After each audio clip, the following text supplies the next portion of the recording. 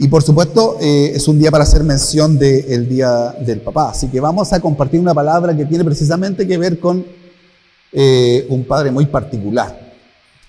Para eso vamos a buscar el libro de Mateo, capítulo 1, versículo 18 al versículo 25. Y vamos a leer esta porción y luego vamos a estar mirando algunas características de el papá de Jesús, que no siempre se habla de él, pero tiene tantos atributos maravillosos. Así que vamos a leer la palabra del Señor, Mateo capítulo 1, del versículo 18 al 25. Si usted lo encontró, le invito a que nos pongamos de pie para leer la palabra del Señor. Mientras yo me pongo los ojos. Ahora sí. Ahí lo tenemos. Maravilloso. Dice la palabra del Señor, Mateo 1, del 18 al 25. Dice: el nacimiento de Jesucristo fue así. Estando desposada María, su madre, con José, antes que se juntasen, se halló que había concebido del Espíritu Santo. José, su marido, como era justo y no quería infamarla, quiso dejarla secretamente.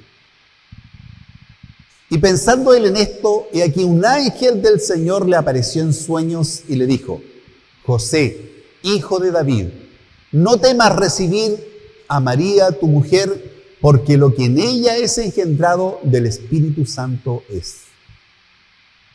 Y dará a luz un hijo, y llamarás su nombre Jesús, porque él salvará a su pueblo de sus pecados. Todo esto aconteció para que se cumpliese lo dicho por el Señor por medio del profeta cuando dijo: he aquí, una virgen concebirá y dará a luz un hijo, y llamará su nombre Manuel, que traducido es Dios con nosotros. Y despertando José del sueño, hizo como el ángel del Señor le había mandado, y recibió a su mujer. Pero no la conoció hasta que dio a luz a su hijo primogénito, y le puso por nombre Jesús. Amén. Pueden tomar asiento.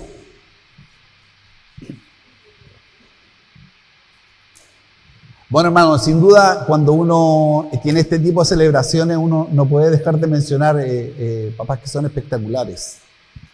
De las cosas que uno de repente encuentra, hay cosas que son tan hermosas en las redes. Hay otras que son puras tonteras. Pero hace un tiempo me topé con la historia de un papá y su hijo que se llaman el Team Hoyt. El Team Hoyt es la historia de un papá que tuvo un hijito con parálisis cerebral. Y este pequeñito creció con muchas limitaciones, y cuando una vez estaba como chiquitito, todavía le dijo: papá, ¿por qué no corremos una carrera? Y él era una persona que no podía caminar, pero él quería correr una carrera. Entonces el papá, por hacer feliz a su hijo, entonces lo agarró, inventó un sistema para que corriera con él, y comenzaron entonces, puso un carrito y corrió con él la carrera, y comenzaron a correr. Y por supuesto, la historia de este papá y este hijo recorrió todos los Estados Unidos y todo el mundo, se hicieron muy famosos. Llegaron a correr más de 1000 carreras juntos, hicieron el Ironman, hicieron un montón, y era muy emocionante verlo. ¿Por qué el papá siguió corriendo con su hijo? Porque la primera vez que corrió, él dice que cuando él pasó la meta, la sonrisa de su hijito era tan grande que él lo vio tan feliz que quería verlo siempre feliz. Y el hijo dijo, porque hablaba muy mal el chiquitito porque tenía parálisis cerebral, y le dijo: papá, yo siento que cuando corro y cruzo la meta, no soy un minusválido. Siento que soy igual que el resto. Y él dedicó toda su vida a andar corriendo. Entonces uno mira este ejemplo de papá y uno siempre tiene recuerdos de cosas de sus papás. Y tiene recuerdos de cosas significativas. Yo creo que todos ustedes recuerdan a su papá algún gesto, alguna característica, algún atributo que sin duda uno recuerda con gratitud y con cariño. Dios me premió con tener dos papás. Uno que está en la presencia del Señor y otro que está enfermito en la casa, pero ahí está mi viejo. Y de los dos tengo ejemplos maravillosos. Mi papá Salomón era una persona extremadamente trabajador. Él tenía el concepto que hay que ir a la pega. No importa cómo fuera, pero hay que ir a la pega. La pega hay que cumplir con la pega. Una persona que andaba siempre con los zapatos limpios. Observen cómo brillan mis zapatos. Enseñanza de mi papá. Una persona muy humilde, de un corazón muy sencillo. A mi papá podían tratarlo mal y él no guardaba rencor, cosa que a algunos de nosotros nos cuesta bastante, ¿sí o no? Eso de perdonar rápidamente, él era una persona que perdonaba rápidamente. A veces lo trataban mal y después no le daba importancia a las cosas. Y quiero hablar de Isaí, mi padre, que hasta el día de hoy el Señor lo tiene con vida y con salud. Le debo a él los mejores momentos de felicidad de mi infancia. Él me enseñó a pegarle a la pelota, él me compró la primera zapatilla, él me invitaba a comer los primeros completos en el centro. Las primeras veces que fui al cine fue gracias a Isaí. Él me enseñó a conducir en una citroneta que compró que se llamaba La Chilindrina. Y ahí me enseñaba, separaba el motor, me decía, no me importa, inténtalo o no, hay que hacerlo con más calma. Y cada vez que pienso en los momentos felices que he vivido, le debo tanto a él. Y hoy día, en la mañana le ponía un mensaje, lo saludaba y le daba ánimo. Porque ciertamente, hermano, tenemos que ser agradecidos con lo que Dios nos ha dado, con los padres que Dios nos dio.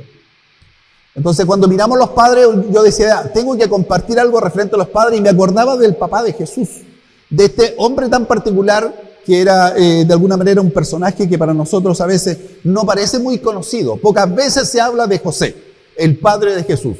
Pero al descubrir en la Biblia a este personaje descubrimos muchos atributos que son importantes de hoy día relevar o considerar. José tenía una particularidad. En ese tiempo no era muy importante, pero él descendía del rey David y del rey Salomón. O sea, era de una familia de estirpe real. Sin embargo, él a esa altura ya sabía, digamos, había pasado tantas generaciones que ya todos los descendientes del rey trabajaban como cualquier otro.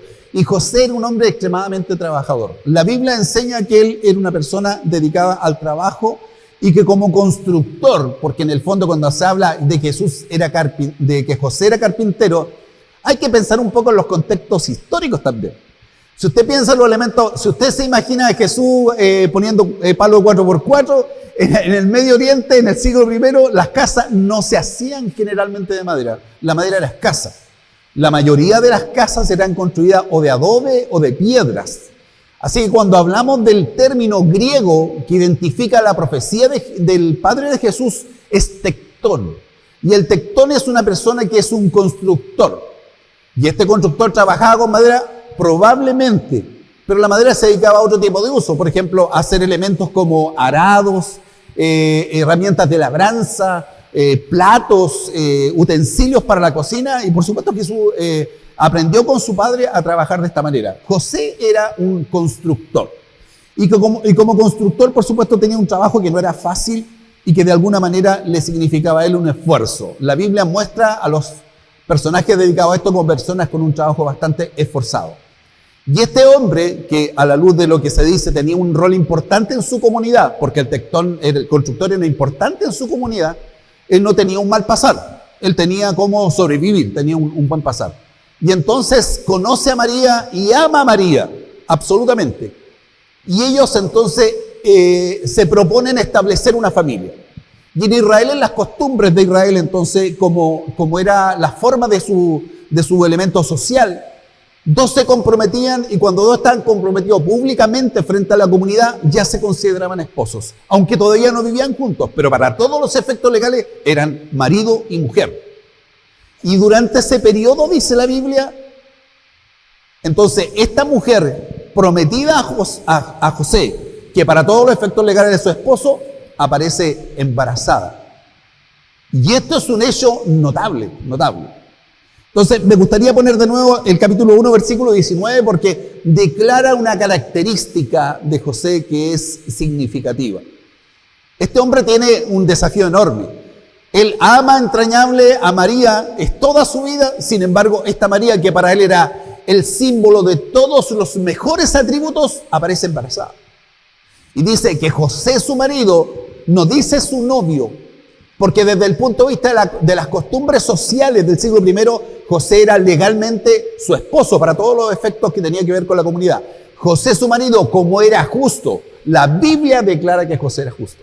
No es un invento personal, no es que nosotros queramos adornarlo, la Biblia lo describe como un personaje justo. Dice, no quería infamarla, quiso dejarla secretamente. Cuando uno lee este versículo, hermano, puede pasar rápidamente y puede decir, claro, puede decir, no, aquí no ha pasado nada, cada uno por su lado, pero no es tan simple. Si uno conoce la estatura moral de José dentro del contexto judaico, por ejemplo, entre los judíos los conceptos, los mandamientos del Señor son súper importantes. Yo le puedo asegurar una cosa, se lo firmo aquí de inmediatamente. José era un hombre piadoso y respetuoso de la ley del Señor. José era un hombre consagrado a Dios. José era un hombre de oración. José era un hombre que clamaba a Dios. José era un hombre que tenía una relación intensa con el Señor. José era un hombre conocedor de la Torá. Era un hombre practicante de su religión judía. Se lo doy firmado. Porque el Dios Todopoderoso no le va a pasar su hijo a un tipo mediocre. O sea, tengo la absoluta seguridad. Cuando Dios desde el cielo mira a los seres humanos y dice, este lo quiero como padre adoptivo de mi hijo, es porque era un hombre espectacular. No tengo ninguna duda de eso. Por lo tanto, si pensamos en José, y dice más encima la Biblia que era un hombre justo, y cuando dice que no quiso infamarla y quiso dejarla secretamente, ese versículo tiene una verdad implícita. ¿Cuál es el problema que se produce? María está embarazada. Él la quiere dejar secretamente. Pero si él se queda ahí y lo interrogan y dice, José, oye, queremos saber qué pasó, el bebé es tuyo. ¿Sabe lo que habría tenido que decir José? Habría tenido que decir, no es mío. Porque él era un hombre veraz. Era un hombre que iba a decir la verdad. Él no podía faltar a los mandamientos del Señor. Entonces, aquí hay una verdad implícita. ¿Sabe cuál es la verdad implícita? Cuando dice que José quiere dejarla secretamente, le doy firmado que el pensamiento de José es decir, yo debo irme y dejarla. Entonces todos van a decir, qué irresponsable José, qué poco hombre que fue. Dejó a María con un bebé y se mandó a cambiar y la dejó abandonada para que luchara sola con su hijo. Y alguien ahora va a tener que redimirla y ponerla bajo su familia. Qué mala persona es José. Porque es imposible pensar que él quisiera dejarla y quedarse ahí. Él no habría mentido. Para poder mantener ese secreto, él tenía que irse, abandonar su familia, abandonar su trabajo, abandonar sus amigos, abandonar su negocio, perderlo todo. Pero para él era más valiosa María que todo lo que significaba. Entonces, yo encuentro que la Biblia tiene razón cuando dice, es un hombre bueno, es un hombre justo. Él quería proteger a María a toda costa. Y por eso entonces él dice, tengo que dejarla, me voy, y nunca más podía volver a su gente. Porque si no le iban a preguntar. Entonces aquí aparece el ángel que viene de parte del Señor, habla con él y dice, José, lo que María tiene en su vientre es lo que Dios ha puesto en ella. Y ahí logramos descubrir entonces otra característica extremadamente importante. Capítulo 1, versículo 20, dice lo siguiente. Y pensando él en esto, he aquí un ángel del Señor le apareció en sueños y le dijo, José, hijo de David. El que le hablaba lo conocía. José, hijo de David, no temas recibir a María tu mujer, porque lo que en ella es engendrado del Espíritu Santo es. ¿Y sabe lo que hace José? José cree 100% lo que le dice el ángel. Oiga, hay que tener fe para creer que algo que nunca ha acontecido es así. Ahora, ¿qué podemos afirmar para que él crea esto? Bueno, si él es un conocedor de la Torá y de la Biblia y de las profecías, había una profecía que anunciaba que una mujer virgen iba a concebir de parte de Dios al Hijo de Dios. Por lo tanto, no está lejos que él entendiera este concepto. No está lejos que él creyera que María, por supuesto, estaba recibiendo esta bendición de parte de Dios. Por lo tanto, encontramos a este hombre como un hombre de fe, un hombre que cree. Ya nosotros escuchamos en la Biblia que él es un hombre justo. Segundo, es un hombre de fe. Es un hombre que por supuesto está dispuesto a creer lo que Dios le dice a través del ángel que el Señor le ha enviado. Entonces, él asume esta responsabilidad de acoger a María y acoger al bebé que viene, sabiendo que es una responsabilidad enorme. Capítulo 1, versículo 24. Mire lo que dice el versículo 24. Dice, y despertando José del sueño, hizo como el ángel del Señor le había mandado y recibió a su mujer. Cuando el texto dice recibió a su mujer, recibió a María, que estaba esperando un hijo que había sido engendrado por el Espíritu Santo. Por lo tanto, aquí hay como una aceptación. Sí, Señor, acepto la responsabilidad. ¿Usted entiende lo que significa para José saber que María está esperando algo que ha sido engendrado por Dios en ella? Él asume una responsabilidad para cuidar al Hijo de Dios que viene a la tierra. Y eso es una característica notable en José. ¿Quién querría una responsabilidad tan grande? Sin embargo, él asume este rol que es un rol de protector, es un rol de responsable. Uno ve el resto de la vida de este personaje preocupado 100% del cuidado de este niño Jesús que se convierte después en el Jesús que va a la cruz a morir por nosotros. En el libro de Lucas, capítulo 2, versículo 4 y versículo 5, se vuelve a observar este mismo concepto de Mateo 1:24. Este concepto del José protector, del José responsable. Miren lo que dice Lucas capítulo 2, versículo 4 y versículo 5. Y José subió de Galilea a la ciudad de Nazaret, a Judea, a la ciudad de David, que se llamaba Belén, por cuanto era de la casa y familia de David. Versículo 5. Para ser empadronado con María, su mujer, desposada con él, la cual estaba encinta. ¿De quién es la responsabilidad del viaje? ¿Quién es el que tiene que proveer? ¿Quién es el que tiene la preocupación? A lo mejor no era la idea de José hacer esto, de trasladarse un viaje largo con su esposa que estaba a punto de tener un bebé, pero encontramos un hombre que frente al desafío no se amilana, sino que asume la responsabilidad. Él tiene que cuidar a María, es toda su preocupación, y tiene que cuidar al bebé que viene en camino. Por lo tanto, hace este viaje. Me imagino cuánta responsabilidad. Porque en casi todas las familias hay que hacer viaje. ¿Quién se preocupa que funcione el viaje? ¿Quién se preocupa si se hizo el cambio de aceite? ¿Quién se preocupa si los neumáticos están buenos? Es difícil que las mujeres estén preocupadas. Hay algunas que se preocupan, no voy a decir, porque alguien me va a decir, pastor, yo soy en la que siempre me preocupo, mi marido no estaría ahí con el auto. Puede ser, pero en general son los hombres los que nos preocupamos los viajes. Que antes las mujeres se suben y se sientan y ponen la radio. Entonces, mire, el caso es que yo asumo que el responsable del traslado es José. José tiene que ver cómo viajar, cómo trasladarse, con quién se van. Un viaje en ese tiempo no era un viaje cómodo, no era un viaje fácil. Estamos pensando de un viaje extenso, peligroso. José tuvo que haber averiguado si alguna caravana de personas viajaba hacia el sur. Había mucha gente moviéndose por el empadronamiento, así que él tuvo que elegir con quién ser acompañado. Porque como hemos enseñado otras veces, toda esa historia que usted ve en las tarjetas de Navidad, que en una duna va María arriba de un burrito y José va tirando el burrito solitos por la duna, esas son puras tonteras, porque en realidad nadie viajaba solo en un tiempo de mucho peligro. Los asaltantes, la gente en los caminos eran terribles, entonces viajaban en grandes caravanas, con guardias, o sea, así se trasladaban las personas. Entonces, José preocupado 100%, él es el protector. Él es el proveedor por excelencia. Porque cuando dice la Biblia que llegan a Belén y no hay lugar para ellos en el mesón, implica que él fue a averiguar, fue a preguntar, necesitamos una habitación, mi esposa está esperando un bebé, y dije, está completo, no tenemos dónde traerte. Y sin duda, como la familia de David era muy numerosa, estaba todo repleto. ¿Quién tenía la carga, la mayor responsabilidad? José tenía mayor responsabilidad. ¿Qué hago con mi esposa? ¿Dónde nos quedamos? Él tuvo que andar golpeando puertas. Entonces, uno percibe en él una carga de responsabilidad que es significativa. Capítulo 2 de Lucas, versículo 7. ¿Qué pudo conseguir? Dice, y dio luz a su hijo primogénito y lo envolvió en pañal y lo acostó en un pesebre porque no había lugar para ellos en el mesón. Lo único que pude conseguir, un lugar donde se guardaban los animales.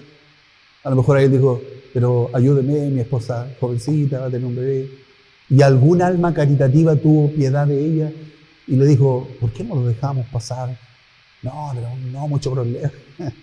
No dejemos pasar. Mire, no tengo más que ofrecerle que el lugar donde están las ovejas abajo.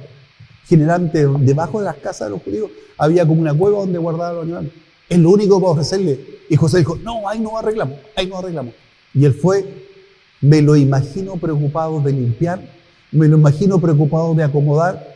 De hecho, la Biblia dice que Jesús fue recibido en pañales, o sea, María después que se ordenó, que se puso a lo mejor una paja limpia, María arregló el lugar para tener a su bebé. Pero la preocupación principal es de este hombre que decía, tengo esta responsabilidad. Tratando de dar lo mejor que podía de acuerdo a sus posibilidades. De lo que tenía, lo mejor posible. Entonces uno descubre en él estos atributos de preocupación, hermanos, de los cuales pocas veces se habla. Pocas veces se menciona su dedicación, su deseo de cuidar al niño Jesús, y que por supuesto se demuestra en sus actitudes. No solo es un hombre preocupado, no solo es un hombre justo, no solo es un hombre proveedor, también es un claro observador de la ley del Señor. Y este es un ejemplo para todos los papás de nuestro tiempo. La mayor responsabilidad que tenemos es obedecer la ley del Señor. Queremos que nuestros hijos sean bendecidos, tenemos que enseñarles la palabra y hacer que ellos caminen en el camino del Señor. Miren lo que dice la palabra de Dios, el libro de Lucas capítulo 2, versículo 21 y versículo 22. Lucas 2, 21 y 22.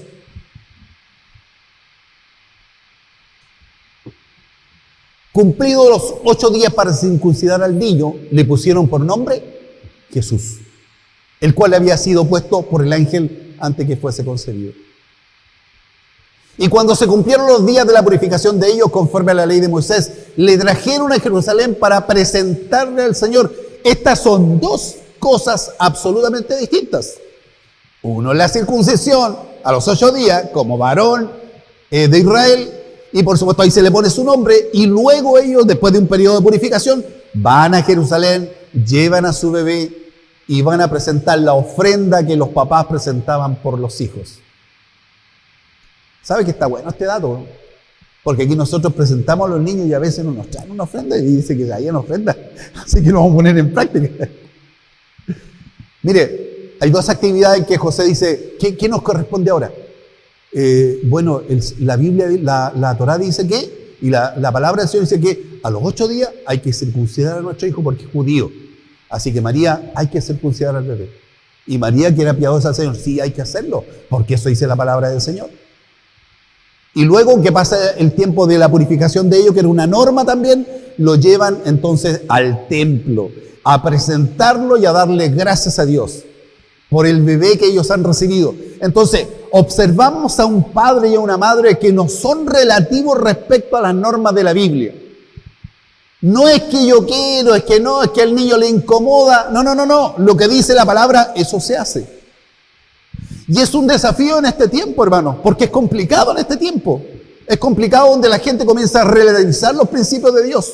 Es complicado cuando la gente dice que no quiero, es que no me gusta. Cuando en ese tiempo, por lo menos lo que vemos en este papá, no, aquí en esta familia se hace lo que dice la Biblia. Se hace lo que dice la palabra del Señor. Nació guagua a los 8 días, hay que circuncidarlo, lo dice la ley. Y después nos vamos a Jerusalén, llevamos la ofrenda y presentamos nuestro bebé para darle gracias a Dios porque nació y hay que orar por él. Interesante, y hay un detalle que casi es casi, no sé, anecdótico. El Señor, cuando pone las ofrendas para presentar a los bebés, pone como unas categorías, fíjese. Hay unas categorías. Entonces, si tiene una familia, tiene un bebé, tiene que traer un becerro, un novillo gordo, maceteado gordo, tiene que traerlo para aquí, sacrificarlo al Señor. Y después dice la Biblia, bueno, pero si la economía no está muy bien, traigan un cordero por último. Un cordero bonito, lo traen y lo sacrifican para el Señor. Pero puede que haya gente pobre, dice el Señor en la ley del Antiguo Testamento. Y si viene una familia humilde que no tenga, traiga 2 tórtolas o 2 palominos. Eran unas avecitas que no eran muy caras. Y preséntela. ¿Sabe qué ofrenda presentó la familia de Jesús? La ofrenda de los pobres. No tenían más. Pero eso no significaba no cumplir con lo que decía el Señor. No había excusas. Lo que dice el Señor debe ser cumplido. Tenemos que ir a darle gracias a Dios por nuestro hijo que el Señor nos dio. Entonces nosotros encontramos a esta familia llevando a su hijo a presentarlo al Señor.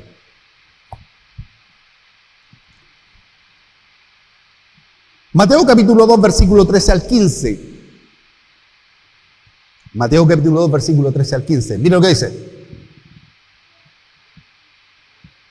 Después que partieron ellos,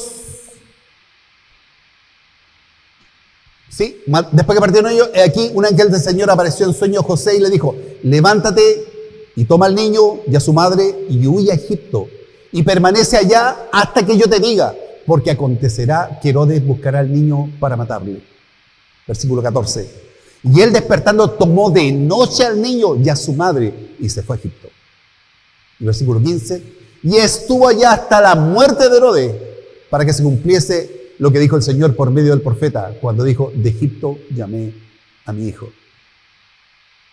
Esta es la narración de cómo el Señor tiene que ser sacado de noche para poder salvar su vida. Si leemos ahí en el mismo capítulo, versículo 19 al 21, miren lo que dice después, versículo 19 al 21. Ahí estamos, dice, pero después que murió Herodes, aquí un ángel del Señor apareció en sueños a José en Egipto, diciendo, levántate, toma al niño y a su madre y vete a tierra de Israel, porque han muerto los que procuraban la muerte del niño. Y versículo 21, entonces él se levantó y tomó al niño y a su madre y vino a tierra de Israel. ¿No le parece que este es un hombre extremadamente obediente? Llévatelo, procuran su muerte, no espera al día siguiente y dice, no, pero ya está de noche, ¿cómo está saliendo? No, hay peligro, está en peligro, nos vamos al tiro. Agarró lo que tenía a mano. Me imagino que si tenía algún dinero guardado, alguna moneda, eso, ropa, abrigo, le dice, María, nos vamos. ¿Pero por qué? ¿Cómo se te ocurre a esta hora de la noche? No, un ángel me habló que Jesús está en peligro. Así que nos vamos. Hermano, se mandó a cambiar de un país a otro en medio de la noche. Uno se da cuenta, este hombre era jugado. No andaba con dudas, sabía que tenía una responsabilidad en cuidar a Jesús. Por lo tanto, deja todo, deja trabajo, proyecto, amistad, cosas que tenía que hacer, abandona todo por amor a Jesús. Por cuidar al Hijo de Dios que estaba bajo su responsabilidad. Y está allá hasta cuando el ángel le avisa que vuelva. Entonces, encontramos en esto un hombre obediente al Señor. Un hombre que escucha la voz de Dios a través del ángel y que obedece rápidamente lo que Dios le ordena. ¿Será que nosotros somos tan obedientes? ¿Será que nosotros somos tan atentos a lo que Dios nos dice? A veces Dios nos habla, nos da señales, nos da símbolos y nosotros nos hacemos los sordos. Como que no queremos obedecer lo que dice el Señor. Somos llevados de nuestra idea, queremos tener nuestros propios propósitos. De hecho, muchas veces queremos tener nuestra propia forma de servir al Señor. No es que yo soy así, yo sirvo a Dios así. Y tienen que entenderme. Esa cuestión no aparece en la Biblia. La Biblia dice que nosotros tenemos que obedecer al Señor en lo que Él nos manda. Y eso nos cuesta a los seres humanos obedecer. José es un ejemplo de obediencia. José es del Espíritu Santo. Amén, Señor. José, hay peligro, llévatelo. Me lo llevo, Señor. José, vuelve de nuevo. Voy para allá. Donde tú me digas, un hombre absolutamente obediente. Qué importante, hermano, la obediencia. Obedecer al Señor es lo que nos trae bendición. Cuando somos rebeldes, nosotros sabemos que no nos va bien. Cuando nosotros vivimos nuestros propios parámetros y nuestros propios deseos, nos va mal, vamos de porrazo en porrazo. Cuando comenzamos a obedecer al Señor, vemos la bendición de Dios sobre nuestras vidas. Dios va a bendecir a aquel que obedece, a aquel que se sujeta. José era un hombre obediente 100%. Es una característica notable de él. Yo creo que de todas las cosas que uno observa en este personaje tan especial, si hay una cosa significativa, yo creo que debe ser la carga que él tenía por cuidar a este bebé, que era la presencia de Dios en medio de nosotros. O sea, qué responsabilidad. Vamos a leer Lucas capítulo 2, versículo 48. No sé si lo copié bien. Dice, cuando le vieron se sorprendieron y le dijo a su madre, hijo, ¿por qué nos has hecho así? Y aquí tu padre y yo te hemos buscado con angustia. ¿A qué corresponde este versículo? Usted que es lector de la Biblia sabe lo que pasó aquí. Cuando cumple 12 años Jesús, hay una nueva ceremonia. Los niños son niños en Israel hasta los 12 años. Perdón, cuando cumplen 12 años se convierten en varones de Israel. Entonces hay una ceremonia de iniciación muy importante ahí. Ellos van por primera vez, dejan de estar bajo el cuidado de la mamá y se ponen con los varones de Israel a compartir con los hombres.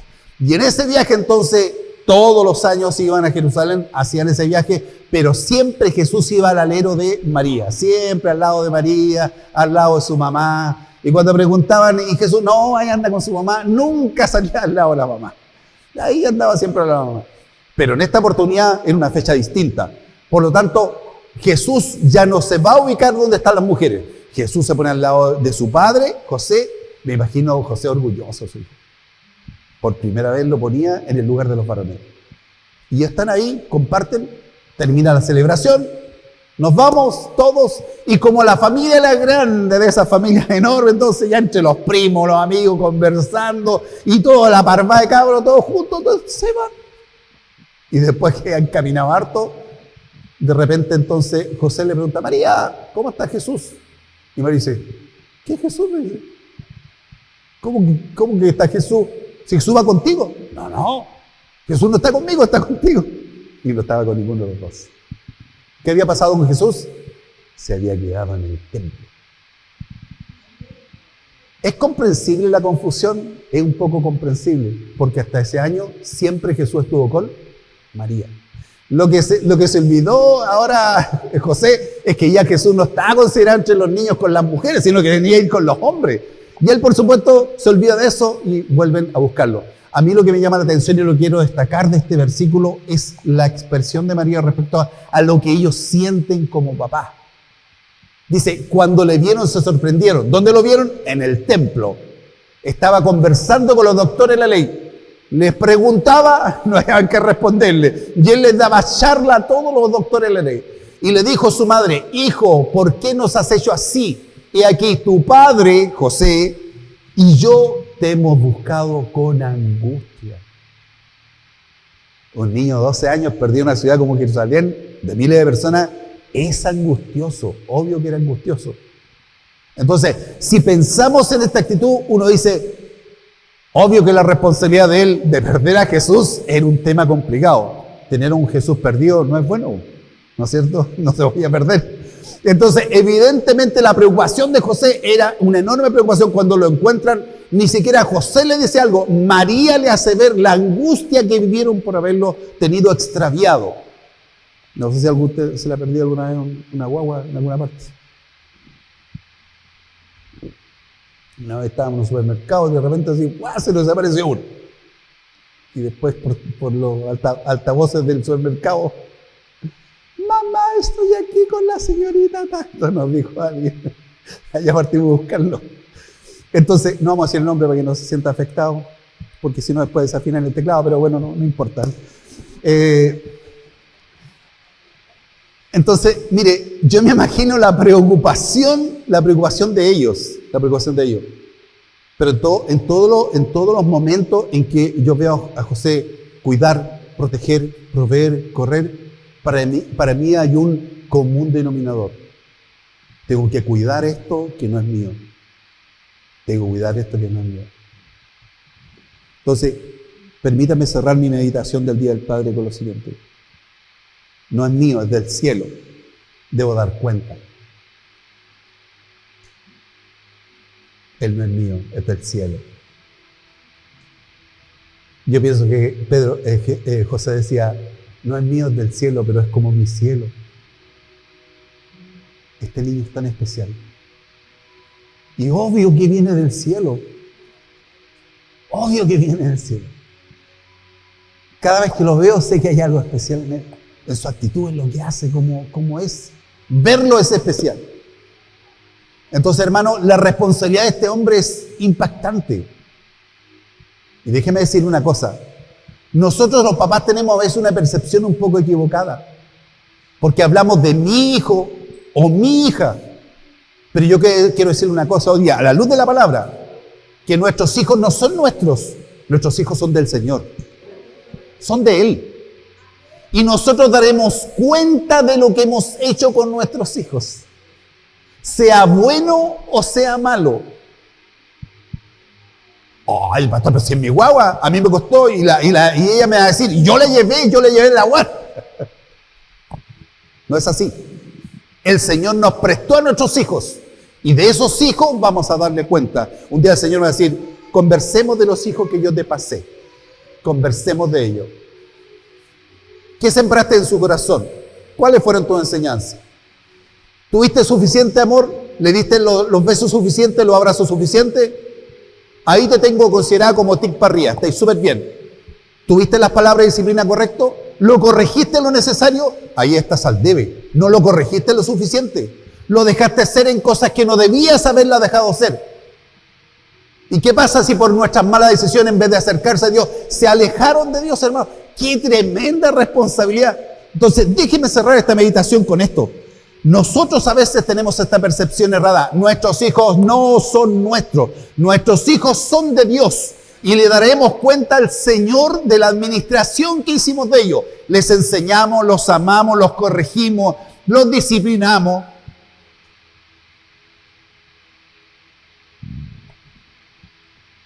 Pero si no quiere leche, a alguien le gusta la Coca-Cola cero. ¿Para qué le vaya a dar la mamadera? Échale un poquito de Coca-Cola y la pone feliz. Un ejemplo, puedo poner millones de ejemplos, hermano, de la malcrianza que le damos a los cabros nuestros nosotros.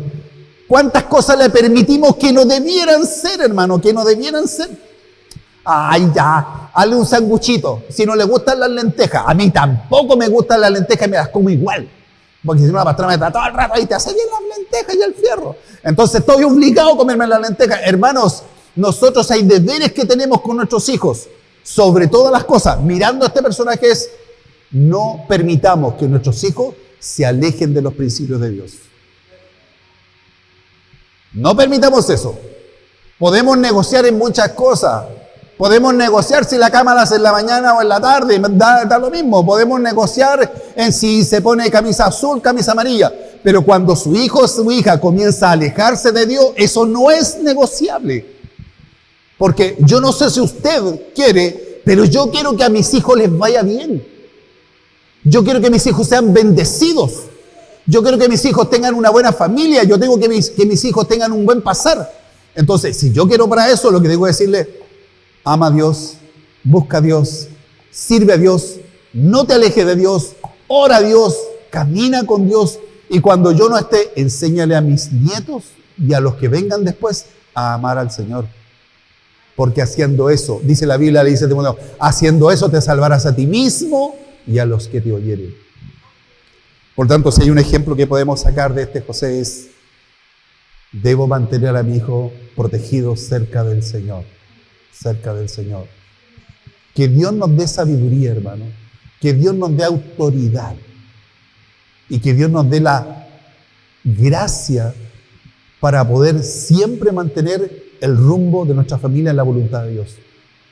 Mire, en el mundo en que estamos, hermano, cada día las cosas son peores. Nuestros hijos tienen que ser mucho mejores cristianos que lo que hemos sido nosotros. Porque las tentaciones, las pruebas, las luchas que están rodeados son peores que las nuestras. Por lo tanto, tenemos que desde pequeños enseñarles las verdades de Dios para que sean bendecidos. Incline su rostro y oremos al Señor.